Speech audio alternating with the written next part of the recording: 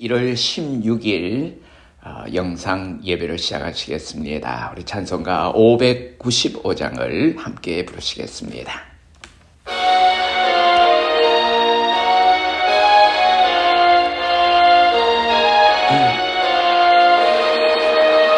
남았던 몸부는 구주를 높이고 먼 영혼 구원 얻도록 잘 인도함이라.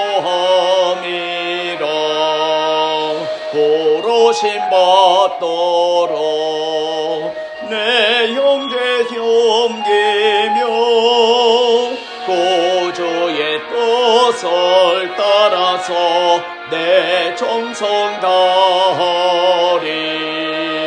주 앞에 모든 일 잘 행케 하시고 이후에 주님 배울 때 상 받게 하소서. 나 항상 깨어서 널 기도드리며 내 믿음 변치 않도록 날 도와주소서.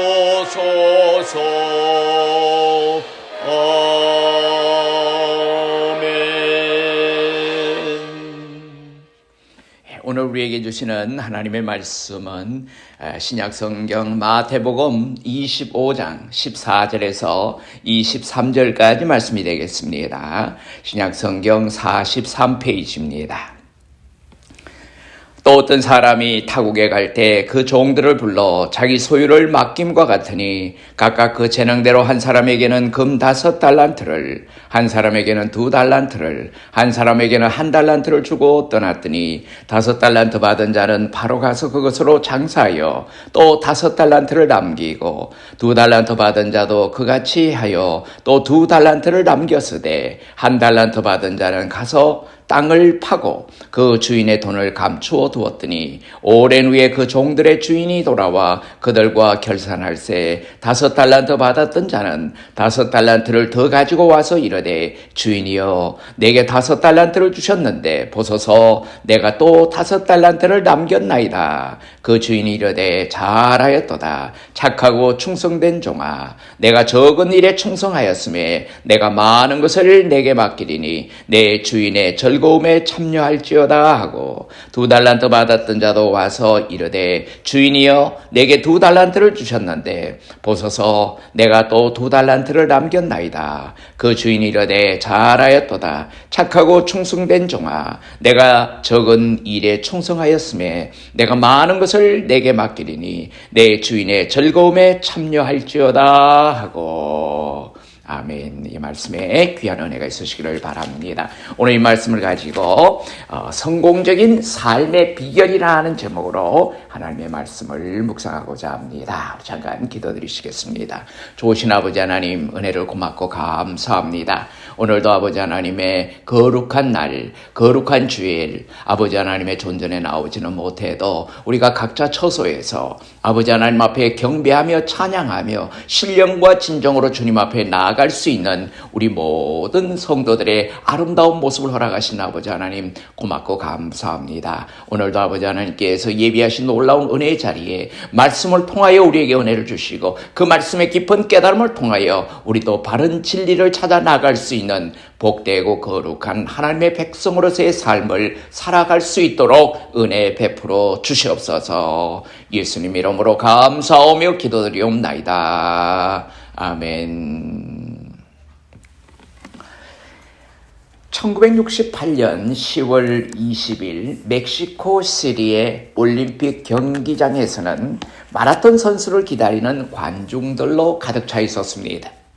오후 7시가 넘어 밖은 어둑어둑해졌지만은 여전히 관중들은 경기장을 가득 채우고 있었습니다. 그때 마라톤의 마지막 주자들이 결승선을 향해 비틀거리며 들어섰습니다. 그리고 그 뒤로는 사이렌을 울리며 병원 구급차가 뒤를 따라 들어섰습니다.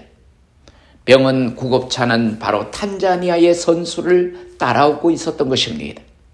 존 스티븐 아쿠아리라고 하는 이름을 가진 그는 이 긴 거리를 달려오기 위해서 피가 얼룩진 다리에 붕대를 말고 있었습니다. 절뚝거리며 걷는 듯 뛰는 듯 트랙으로 들어선 그가 마지막 한 바퀴를 달리고 결승선 안에서 쓰러지자 사람들은 일어나 그가 우승자인 양 박수를 보냈습니다. 한 사람이 그에게 다가가서 물었습니다. 그렇게 힘든 경기를 왜 포기하지 않고 끝까지 달렸습니까? 그러자 존이 대답을 했습니다. 우리나라에서 저를 마라톤 선수로 이 올림픽에 출전시킬 때 경주를 출발하라고 보낸 것이 아닙니다. 42.195km를 달려 끝까지 경주를 마치라고 보낸 것입니다. 하나님께서 우리들에게 달리라고 주신 트랙은 무엇입니까? 그 트랙은 과연 있는 것입니까? 여러분은 하나님께서 여러분에게 어떠한 사명을 주셨다고 생각을 하십니까? 그것을 시작하는 것도 중요하지만 마치는 일은 더욱 중요합니다. 여러분이 달려가야 할 시합장은 어디이며 그 내용이 무엇인지 주님께 물으십시다. 주님께서 성실하게 경기를 마친 여러분들에게 놀라운 상을 주실 것입니다. 오늘 우리가 함께 봉독한 말씀은 우리가 익숙하게 아는 소위 예수님의 달란트 비유의 이야기입니다. 여기에 세 사람의 종이 나옵니다. 근데 그 내용을 보면은 결국 세 사람의 이야기가 아니라 두 사람의 이야기라고 말할 수 있습니다. 한 종류의 사람은 성공한 사람입니다. 잘 산 사람에 대한 이야기입니다. 다른 종류의 사람은 실패한 사람, 잘못 산 사람입니다. 어떤 사람이 사람들의 모든 생애는 다 비슷하다. 그러나 우리들이 그 생애를 다르게 만든다고 이렇게 말한 적이 있습니다. 사실 사람들이 세상에 날 때는 모두가 다 비슷합니다. 물론 어떤 사람은 세상에 태어날 때 체중이 좀 다른 사람보다 얼마간 더 나갈 수도 있습니다. 혹은 키가 얼마 더 크고 외모가 다소 다를 수가 있습니다. 그러나 그 밖에는 모두가 같습니다. 모두가 손에 든 것, 몸에 걸친 것 없이 이 세상에 빈손으로 나오는데 이와 같은 처음에는 모두가 비슷한 사람이지만은 사람이 살아가는 동안에 세월이 흐르는 동안에 모든 것이 달라지는 것을 느끼게 됩니다. 어떤 사람은 국가나 민족과 사회에 큰 유익을 주는 사람이 되어 칭찬과 선망의 대상이 되어 있기도 합니다.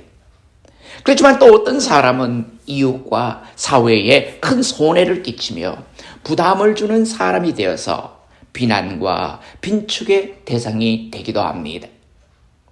그러므로 사람들의 모든 삶은 비슷하게 느껴지지만은 우리들의 그 생애를 다르게 만든다고 말할 수 있는 것입니다. 이 세상에 비슷하게 태어난 수십억의 사람들이 어떻게 삶을 살아가며 가치 있게, 값 있게 살아갈 수 있을까를 우리 늘 고민하게 됩니다. 사람이 성공적으로 산다는 것이 무엇일까요? 사람이 잘 사는 길이 어디에 있을까요? 흔히 우리가 그 아무개는 성공했어, 그 아무개는 참 잘 살던데 하면 그 말의 뜻이 무엇입니까? 여러분, 우리가 사람들을 통해서 듣는 잘 산다 이런 말의 의미는 일반적으로는 돈이 넉넉해서 큰 저택에 살며 또 값진 가구를 절비하게 차려놓고 좋은 자동차를 타고 다니며 값비싼 옷을 입고 비싼 음식을 먹으며 살고 하면은 그것을 잘 산다고들 표현을 합니다. 한마디로 돈 많은 사람을 잘 산다고 이렇게 표현을 합니다. 그 대신 돈 없이 가난한 생활을 하면 못 산다고 말합니다. 근데 성경적인 의미로 보면 이 말이 꼭 옳은 표현은 아닙니다. 성경은 돈이 많고 적음을 가지고 성공했다, 혹은 실패했다, 잘 산다, 못 산다 이렇게 하지 아니합니다.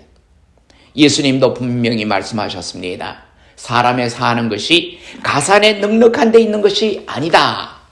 여러분, 자기가 가지고 있는 재산이 넉넉한 데 있어서 그것으로 잘 산다 못 산다 구분할 수 없다고 주님은 말씀하셨습니다.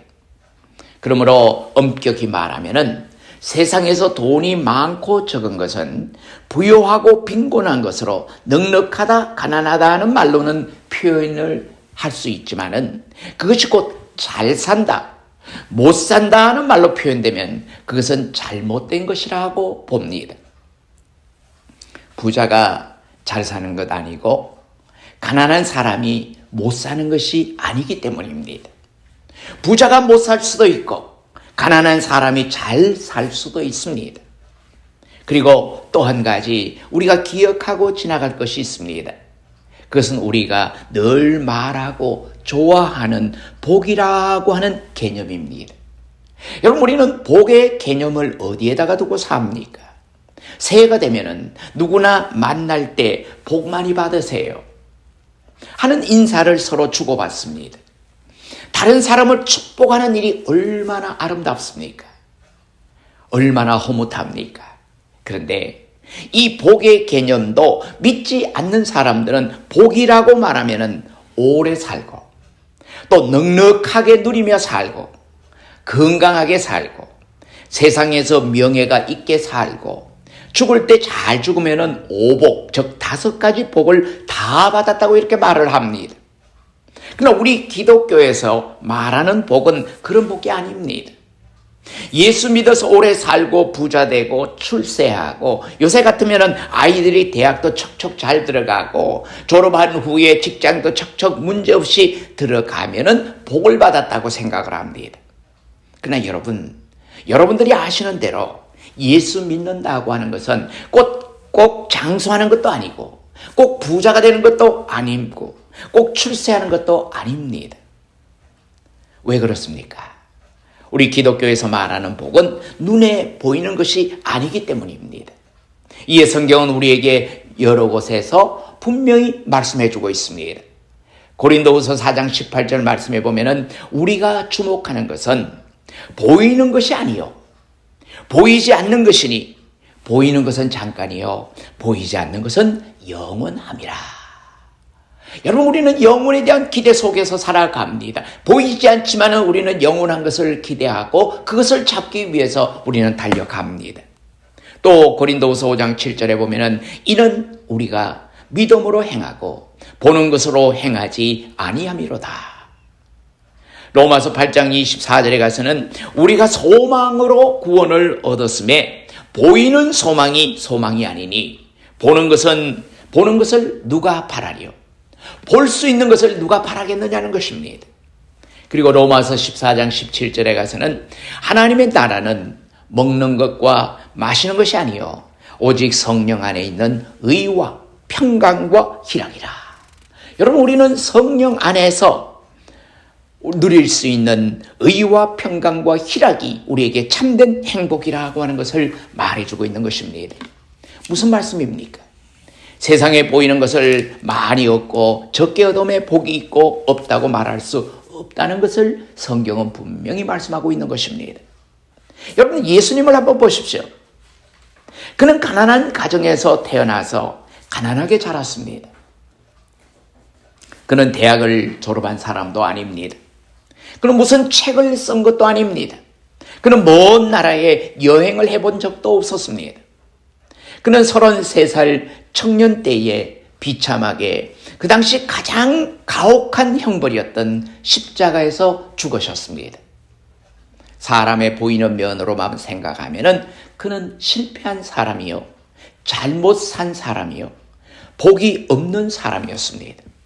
그러나 믿음의 눈으로 가만히 보면 그는 위대한 생애를 영위한 사람이요 성공한 사람입니다. 또 사도 바울을 보십시오. 그는 그리스도를 위해서 가난했었고 또 세상의 모든 것을 분통같이 여기고 멸시와 천대와 핍박과 고난을 당하면서까지 그의 일생의 많은 부분을 감옥에서 보내져야만 했습니다. 세상의 눈으로 보면 미친 사람이요 잘못 산 사람이요 실패한 사람입니다.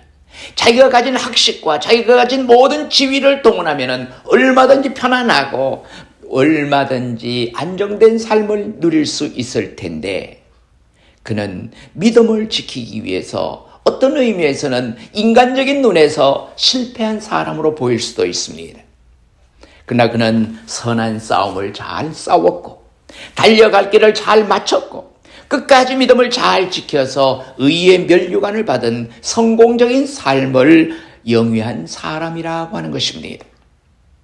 그가 옥중에 있으면서 우리에게 남긴 편지들은 오늘 우리가 신앙생활을 하는데 얼마나 귀한 말씀이 되고 있습니까? 모세가 그랬습니다. 아브라함 링컨이 그랬습니다. 알버트 슈바이츠가 그랬습니다. 성 다미엔이 그랬습니다. 자, 이런 사람들을 꼽으려면 시간이 부족합니다. 사랑하는 성도 여러분, 성공적인 삶을 영위하는 비결이 무엇이라고 생각하십니까? 짐승들은 본능대로 살면 그만입니다. 잘 살았다 못 살았다 판단하는 사람도 또 가치도 없습니다. 그러나 사람은 살고 나면은 반드시 마지막에 심판이라는 것이 있는데, 그때 잘했다 칭찬을 들어야 성공이지, 이 악하고 게으른 종아 하면 그것은 완전히 실패일 것입니다. 그렇다면 성공적인 삶의 비결은 무엇일까요? 첫째로 삶에 대한 바른 마음의 자세라고 하는 것입니다. 여러분, 우리가 어떻게 살아가고 있고 어떻게 살아야 되는가 하는 바른 마음의 자세가 중요합니다. 우리가 받은 달란트가 얼마든지 간에 그것은 모두가 우리들의 주인에게로부터 받은 것이고 결코 내 것이 아니라는 겸손한 마음의 자세가 필요합니다. 다시 말하면 내가 가지고 있는 것이 지식이든 기술이든 지위든 돈이든 생명까지라도 이 모든 것이 내게 맡겨진 달란트라고 생각하고 사는 사람입니다.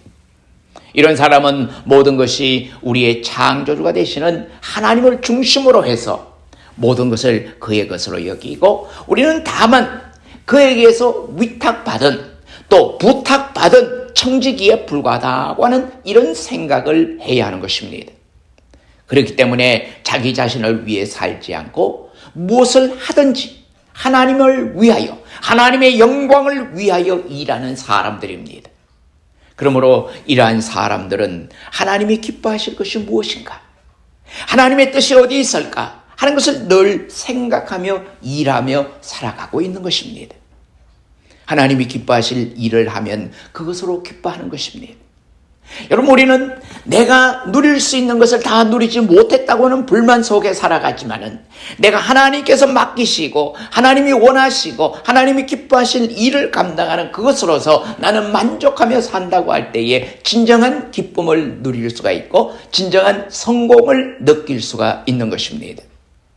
자기를 중심에서 살지 아니하고 주님을 중심에서 사는 생활이 성공적인 삶의 첫째 비결이라고 하는 것입니다. 여러분, 우리는 바르게 사는 삶의 비결을 오늘 배우고자 원하는 것입니다. 또 둘째, 하는 일에 대한 사명감입니다. 여러분, 내가 무슨 일을 하든지 이것은 하나님께서 내게 맡겨주신 사명이라고 생각하고 사명감에 불타서 일할 때 우리는 늘 의욕적이고 희망을 갖고 힘있게 앞을 향해서 나갈 수가 있는 것입니다. 우리가 무슨 일을 하든지 그것이 단지 살아가는 데 필요한 돈을 벌기 위해서 하는 것이라면 그에게서 어떤 사명감이라고 하는 것을 찾아볼 수 없을 것입니다. 의식주를 위해서는 돈이 있어야겠고 또 그 돈을 벌기 위해서는 일을 한다는 정도의 사람이라는 것입니다. 그러나 우리가 맡은 일이 무엇이든지 간에 이것이 하나밖에 없는 나의 생명을 온전히 불살할 수 있는 하나님의 부르심이라고 믿을 때에 그 어떤 어려움 속에서라도 보람과 희열을 맛볼 수가 있는 것입니다. 여러분, 많은 사람들은 이런 사명감 그러면은 목사가 되고 선교사가 되고 주의 일을 해야 된다고 생각하는데, 여러분, 주의 일의 개념이라고 하는 것은 내게 맡겨진 삶을 하나님이 기뻐하시는 아름다운 모습으로 살아가는 것이 여러분 내게 주어진 사명이라고 하는 것입니다. 이것이 사명감입니다. 모두가 다 목사가 될 수가 없고, 모두가 다 선교사가 될 수 없고, 모두가 다 사역자가 될 수는 없습니다. 그러나 내가 처한 처소에서 내게 맡겨진 일을 감당하며 하나님의 뜻 안에서 순종하며 살겠다고 하는 이 자체가 사명자요, 사명감에 불타는 사람이라고 말할 수 있는 것입니다. 지금 하고 계시는 일이 정말 하나님이 맡겨주신 사명으로 깨달으시고 여러분의 몸과 마음을 그것을 위해서 쏟으시고 생명을 불살할 수 있으십니까? 거기서 보람과 기쁨을 찾고 계십니까? 무슨 일이든지 이것이 바로 하나님이 나에게 맡겨주신 사명이라고 생각하게 되면은 몸을 불살랐으라도 아까운 것이 없고 어떻게 하든지 바로 감당해 보려고 애쓰게 되는 것입니다. 잘해 보려고 노력하는 것입니다. 올해 그랬으니 내년에도 그렇게 하자고 할 수 없습니다. 또 했어도 안 됩니다. 하나님이 주신 창의력을 살려서 보다 더 잘해보려고 하는 노력이 필요합니다. 올해는 내가 이렇게 했으니 내년에는 이렇게 해서 하나님을 더욱더 기쁘게 해드려야지 하는 모습, 이것을 하나님은 기뻐하시는 것입니다. 이런 사람들은 자연히 기도하게 되고 그리고 믿음으로 일하게 되고 성실하게 감당하며 나가게 될 것입니다. 뿐만 아닙니다. 주어진 시간을 허비하지 아니하고 시간을 아껴서 바로 쓰려고 애쓰고 노력할 것입니다. 모임 중에 한 친구가 다가와서 모임이 끝난 뒤에 잠깐 만나자고 제의를 했습니다. 근데 조금 뒤에 또 다른 친구가 와서는 모임 후에 같이 꼭 가봐야 할 곳이 있으니까 꼭 기다리라는 말을 남겼습니다. 자, 모임이 끝난 뒤에 밖으로 나가보니까 두 친구가 차를 반대 방향으로 세워놓고 기다리고 있었습니다. 만약에 두 친구와 다 이야기를 나누고 싶고 다 그와 같이 하고 싶어서 한 발은 이 차에 한 발은 다른 차에 저쪽 차에다가 옮겨 놓았다고 여러분 한번 가정을 해보십시다. 차가 출발을 하면은 그는 어떻게 되겠습니까? 아마도 콩 소리를 내면서 바닥에 털썩 주저앉아 버릴 것입니다. 이것을 심리학에서는 좌절이라고 이렇게 정의를 합니다. 이것도 할 수가 없고 저것도 할 수가 없을 때 우리는 좌절이라는 곳에 빠지게 되는 것입니다. 상반된 목표를 가지고 있는 사람들이 겪어야 하는 마음 상태, 즉 두 가지를 다 성취하지 못하기 때문에 바닥에 주저앉을 수밖에 없을 때 겪는 감정이 바로 좌절이라고 하는 것입니다. 여러분은 어떻습니까? 우리는 우리 자신을 삶의 첫 자리에 올려놓고 있지는 않습니까? 오늘 우리의 삶의 우선순위를 점검해 보십시다. 만일 우리가 하나님을 위해서 살고자 하면서도 또한 자기 자신을 주장만 하고 있다면 우리의 삶은 온통 좌절로 가득하게 될 것입니다. 여러분, 내가 살고자 원하는 내 뜻이 있고 하나님이 바라시는 방향이 있고 결국은 두 방향에서 우리는 공존하지 못하니까 결국은 거기에서 떨어지면서 우리는 좌절이라는 것을 맛볼 수밖에 없습니다. 우리는 한 가지를 선택하는 지혜를 배워야 합니다. 진정한 승리를 위해서 모든 생활을 통해 주님을 인정해 보십시다. 내 삶 속에 들어와 계시는 주님을 우리가 받아들이고 그 주님이 내 삶 속에서 모든 것을 주장하고 계신다고 인정을 해 보십시다. 주님을 따르는 우리의 삶은 좌절이 아닌 성장의 기쁨으로 가득 차게 될 것입니다. 욕망이 주는 열매는 좌절입니다. 여러분, 내가 원하는 바를 이루기 위해서 달려가는 것은 결국은 이루지 못할 때 나로 말미암아 좌절이라는 것을 맛볼 수밖에 없는 것입니다. 잘못 쓰여진 글자는 지우고 다시 정정하고 고쳐 쓸 수 있지만은 한 번 잘못된 시간 속에 남는 그 사실만은 영구히 변경할 수가 없는 것입니다. 여러분, 가끔 시간이 있어서 지난 시간을 돌이켜보면은 우리가 후회스러운 부분도 많지 않습니까? 내가 왜 그때 공부를 좀 더 열심히 하지 않았을까? 내가 좀 더 그때 노력하지 않았을까? 좀 더 뭔가를 나은 부분을 내가 결정하지 못했을까? 하는 이런 후회스러운 시간들을 경험하게 됩니다. 그러나 그 모든 사실들은 우리가 되돌릴 수가 없고 다시 할 수가 없고 정정할 수가 없는 시간들입니다. 한문에 이런 말이 있습니다. 우리가 세상을 살아가는 것을 일생이라고 표현합니다. 한일자의 날생을 써서 일생이라고 말합니다. 퍽 의미가 있는 표현입니다. 우리는 오직 한 번 삽니다. 두 번 사는 것이 아닙니다. 삶에는 개정판이 없습니다. 여러분, 우리가 가지고 있는 성경책은 여러 차례 개정하고 또 수정해서 개정판, 개개정판 이렇게 해서 개정해서 좀 더 하나님의 말씀, 원본에 가까운 말씀을 번역하려고 애쓰고 있습니다. 여러분, 그러나 우리 삶은 우리가 다시 한번 개정해서 새로운 개정판으로 만들어서 살아갈 수가 없는 것이 우리 인생입니다. 사랑하는 성도 여러분, 다시금 우리에게 주어진 2022년을 어떻게 사시겠습니까? 성공적인 삶을 영위하기를 원하십니까? 먼저 여러분의 마음속에 예수님을 구주로 영접하시기를 바랍니다. 그리고 나 중심의 삶을 살지 말고 주님을 중심에서 사시기를 바랍니다. 그러면 이 2022년은 한 해의 삶을 통해서 후회하지 않는 삶을 살았다고 자신할 수가 있을 것입니다. 그리고 먼 훗날 우리는 2022년이라고 하는 이 한 해를 되돌릴 마음이 생기는 것이 아니라 참 만족하고 참 하나님의 은혜 가운데 살았다고 하는 고백을 하게 될 줄로 믿습니다. 그리고 나 중심의 삶, 이것보다는 주님을 위한 삶, 주님과 더불어 사는 삶을 우리가 살아볼 때에, 그래서 주님께서 맡겨주신 사명에 충실하게 감당하며 살아갈 수 있는 저와 여러분이 되시기를 바랍니다. 하루를 살아도 보람 있게, 기쁘게, 멋있게 사십시다.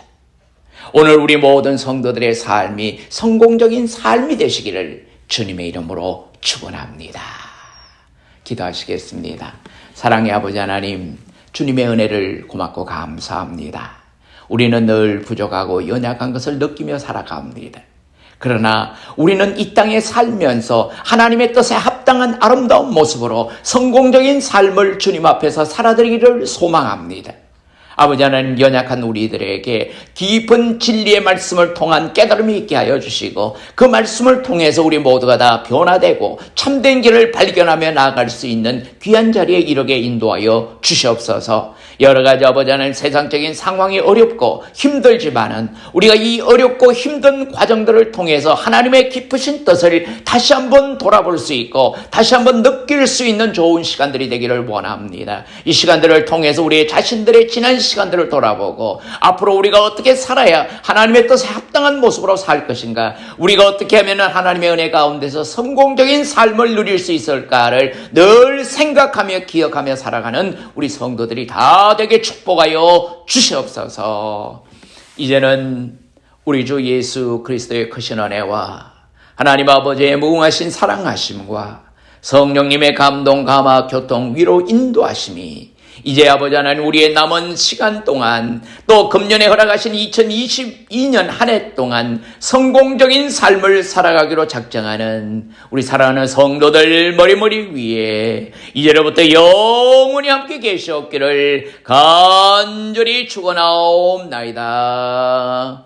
아멘.